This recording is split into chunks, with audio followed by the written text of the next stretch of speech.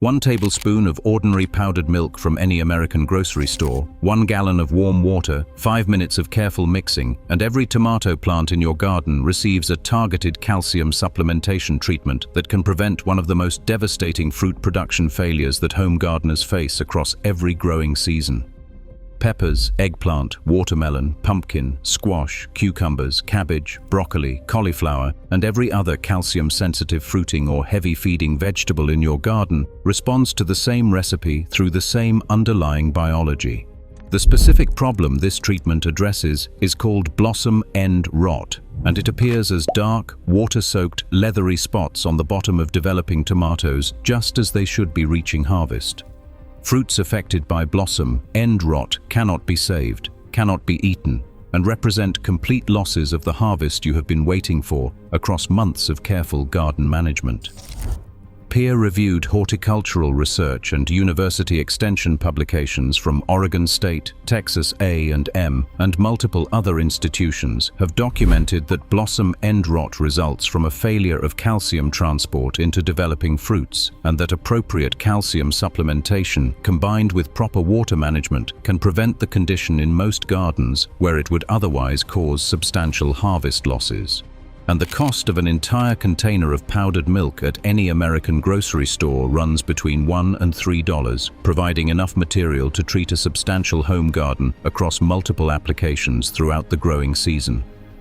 But before I walk you through the exact recipe that turns a pantry baking staple into one of the most effective preventive treatments for blossom end rot ever documented, and the honest realities about when this treatment actually works versus when it wastes both your time and your powdered milk, you need to understand something almost every gardening video on this topic gets seriously wrong. Blossom end rot is not always caused by calcium deficiency in your soil. Peer-reviewed research and extension gardening authorities consistently document that approximately 80% of blossom end rot cases result from water stress rather than actual calcium shortage. Stay with me, because the difference between using powdered milk correctly for the 20% of cases where it will actually help and using it incorrectly for the 80% of cases where the real problem is watering practice is the difference between preventing genuine harvest losses and simply attracting pests to your garden while your tomatoes continue rotting from the water stress you never addressed. The story of powdered milk reaches back approximately 200 years to the earliest days of food preservation science, when European chemists began developing techniques for extending the shelf life of dairy products through moisture removal. In 1802, a Russian physician named Osip Krichevsky documented the first systematic process for producing dried milk powder, which he originally developed as a method for supplying nutrition to remote regions where fresh dairy could not be delivered. Krichevsky's work established the foundational chemistry that subsequent milk powder producers would refine across the following century. In 1855, an English inventor named T.S. Grimwade obtained a patent for an improved milk powder production process that made commercial manufacture practical, and the following decades saw rapid expansion of powdered milk production across Europe and eventually across North America. The modern American powdered milk industry traces to the year 1902, when a company called Merrell-Soule, founded in New York, introduced the first commercial spray drying process for milk powder production. Spray drying revolutionized the industry by producing a fine, easily reconstituted powder that dissolved quickly in water and retained the nutritional value of fresh milk far more effectively than earlier drum drying methods. The Merrell-Soule Company marketed their product under the brand name Klim, which is milk spelled backward, and the product became widely available across American households through the first half of the 20th century. Powdered milk gained particular importance during both World Wars, when the shelf-stable format made it essential for military rations and civilian emergency supplies, and the same commercial infrastructure that developed during those decades continues producing powdered milk today across dozens of major American brands. Here is the part nobody talks about. The reason powdered milk provides such an effective calcium supplement for garden plants comes down to specific biology that most home gardeners have never had explained clearly.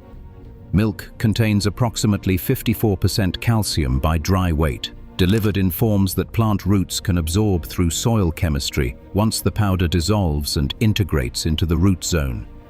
Calcium in plant biology serves as one of the essential structural components of cell walls, providing the physical strength that holds plant tissue together and prevents the collapse that characterizes blossom end rot in developing fruits. Every cell in every plant on Earth requires calcium in specific quantities to maintain the structural integrity of its cell walls, and plants that experience calcium supply interruptions during rapid growth phases develop the characteristic damage patterns that we recognize as blossom end rot on tomatoes, tip burn on lettuce and cabbage, and bitter pit on apples. The powdered milk delivers calcium in bioavailable form, along with modest amounts of protein that contribute slow-release nitrogen as soil microorganisms break down the milk proteins across weeks after application. The specific cell wall chemistry involved is worth understanding in more detail, because it explains why calcium deficiency produces such dramatic and irreversible damage in developing fruits. Plant cell walls are constructed primarily of cellulose fibers held together by a network of pectin compounds, and calcium ions serve as the specific chemical connectors that bind pectin molecules together into the structural network. Without adequate calcium at the moment when developing cells expand and mature, the pectin network cannot form properly, and the resulting cell walls remain weak and unable to support the mechanical stress of rapid tissue expansion. In developing tomato fruits, the tissue at the blossom end of the fruit undergoes the most rapid growth during the earliest stages of fruit development, and this rapidly expanding tissue requires the most consistent calcium supply of any tissue in the entire plant. When calcium delivery fails during this critical window, the cell walls collapse, the affected tissue dies, and the characteristic dark, leathery spot appears at the blossom end of the fruit. The damage happens at the microscopic cellular level within days of the calcium supply interruption, and no subsequent treatment can rebuild the failed tissue once cellular damage has occurred. The protein contribution from powdered milk also deserves brief mention because it distinguishes this treatment from other calcium sources. Standard non-fat dry milk contains approximately 25% protein by weight, primarily consisting of casein and whey proteins that provide slow-release nitrogen as soil microorganisms decompose them across weeks to months after application. This modest nitrogen contribution supports vegetative growth alongside the calcium supplementation, providing a secondary benefit that pure calcium products including agricultural gypsum or crushed eggshells cannot match.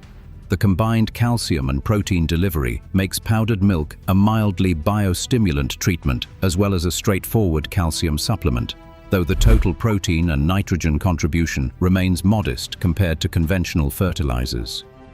Now stay with me, because the peer-reviewed research documenting blossom end rot biology has established a much more nuanced picture than most gardening advice acknowledges. The condition is not primarily a soil calcium deficiency problem. It is primarily a calcium transport problem, meaning the calcium is often present in the soil in adequate quantities but is failing to reach the developing fruit due to disruptions in the plant's internal water transport system. Water stress, meaning inadequate or inconsistent watering, is the single most common cause of blossom end rot in home gardens, accounting for approximately 80% of cases documented in extension gardening publications.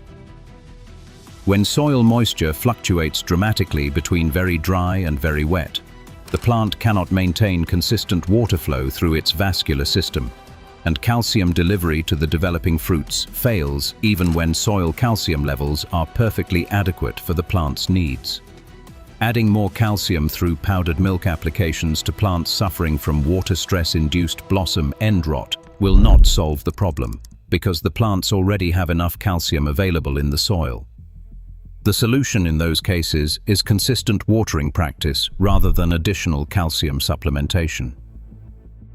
Here is the shareable detail that should change how you think about blossom end rot forever.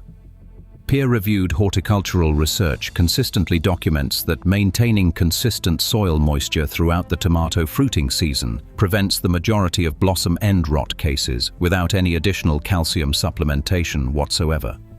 This means most gardeners who lose tomatoes to blossom end rot every year could prevent those losses simply by watering more consistently, without buying any powdered milk or any other calcium product at all. However, in the 20% of cases where blossom end rot results from genuine soil calcium deficiency rather than water stress, powdered milk applications provide fast, cheap, and effective calcium supplementation that can prevent losses in gardens where soil testing has actually documented calcium shortage. The honest answer is that this technique works exceptionally well for a specific minority of cases, and understanding which category your garden falls into determines whether the powdered milk will save your tomatoes or simply attract raccoons to your yard. So why is this technique not standard practice in every American vegetable garden, despite the peer-reviewed research supporting calcium biology? The answer follows a familiar pattern. Commercial fertilizer companies generate substantial annual revenue selling branded calcium supplements at prices 5 to 10 times higher than what a $2 container of Pantry powdered milk delivers for equivalent elemental calcium content. Garden supply chains cannot profitably promote a product that customers already have in their kitchen cupboards for reconstituting into a beverage. The economics are exactly backward from how the retail garden supply industry needs to function. So the same milk chemistry that Osip Krichevsky documented in 1802 and that Merrell-Soule commercialized in 1902 cites largely absent from mainstream American gardening advice, ignored in favor of expensive branded products delivering the same calcium element at dramatically higher prices. Now I need to be honest with you, because this is where dishonesty about the specific conditions where this technique works becomes exactly the problem I want to help you avoid. Test your soil calcium levels before applying powdered milk. Home soil testing kits are available at any garden center for prices between $5 and $15, and they provide adequate information about calcium status to guide your decision about whether supplementation is actually needed. Most American garden soils contain adequate calcium for tomato production without any additional supplementation, and adding more calcium to soils that already have enough will not improve fruit production and may cause other soil chemistry problems, including nutrient lockout of iron and manganese in already alkaline soils. If your soil test shows adequate calcium levels, focus your attention on watering consistency rather than on additional calcium applications. There is a second honest reality worth flagging. Powdered milk applications can attract pests to your garden. Raccoons, opossums, rodents, and various other animals recognize the smell of dairy products and will investigate treated garden beds, looking for the food source that produces the milk scent. In gardens where pest pressure is already significant, powdered milk applications can make the problem worse by introducing an attractant that would not otherwise draw animals into your growing space. Additionally, milk applications produce a mildly unpleasant odor as the milk proteins decompose in soil, which some gardeners find sufficiently objectionable to prefer alternative calcium sources, including crushed eggshells worked into soil, agricultural gypsum, or bone meal applications. There is a third practical consideration worth understanding. The peer-reviewed research on calcium supplementation for blossom end rot documents that soil calcium applications work through slow biological pathways requiring days to weeks to affect fruit development, and immediate applications made after blossom end rot symptoms already appear on developing fruits will not save the affected fruits. Blossom end rot is a preventive management problem, not a curative treatment target. Once fruits show the characteristic dark leathery spots, those specific fruits are lost, regardless of any subsequent calcium supplementation. What powdered milk applications can accomplish is preventing the condition from developing on subsequent fruits that have not yet reached the vulnerable stage. And this preventive effect requires beginning applications several weeks before fruits become vulnerable, rather than after symptoms have already appeared. Now we get to the part you came here for. The exact recipe and the specific application methods that produce the strongest results in the specific gardens where soil testing has documented actual calcium deficiency as the underlying problem. You will need 1 tablespoon of plain, unflavored powdered milk, Standard non-fat dry milk works perfectly, and any equivalent whole milk powder works identically for garden purposes. Confirm the ingredient list shows only milk or milk solids without added sugars, artificial flavorings, or coffee creamer additives that some products contain. You will need 1 gallon of warm water. The water temperature helps the powdered milk dissolve evenly without clumping, and slightly warm water works better than either cold water or hot water. Rainwater or filtered water is ideal, and standard tap water works if allowed to sit uncovered for a few hours to release chlorine. Add the tablespoon of powdered milk to the water and stir vigorously until the powder dissolves completely. The powder tends to clump if added to water that is not warm enough or stirred insufficiently, so continue mixing until the solution appears uniformly milky without visible dry powder floating on the surface. The finished solution will have a mild milky color and characteristic dairy aroma. Apply the solution as a soil drench around the base of tomato plants and other blossom end rot susceptible crops, pouring approximately 1 to 2 cups around each mature plant while distributing evenly around the drip line, where feeder roots absorb calcium into the vascular system. 1 gallon treats between 15 and 25 mature plants, depending on plant size. Alternatively, sprinkle approximately 1/4 to 1/2 cup of dry powdered milk around the base of each plant and water thoroughly to dissolve the powder into the root zone. Apply this treatment approximately every 2 to 3 weeks during the active growing season, beginning at least 2 weeks before flowering starts, so the calcium is available when developing fruits begin their most vulnerable growth phase. Do not exceed 1 application every 2 weeks, and do not begin applications after fruits have already developed blossom end rot symptoms, because the affected fruits cannot be saved by additional calcium supplementation. The specific seasonal timing that produces the strongest preventive results follows the biological rhythm of tomato and other susceptible crop development. Begin the first application approximately 2 to 3 weeks after transplanting seedlings into their final growing positions, timed well before flowering begins.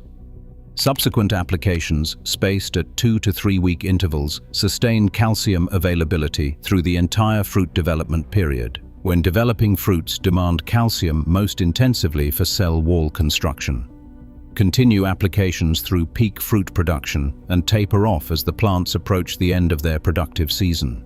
Do not apply during the earliest seedling stages when the plants have not yet developed sufficient root systems to process the calcium load, and do not apply after fruit development has substantially concluded because the calcium contribution provides no meaningful benefit at that point.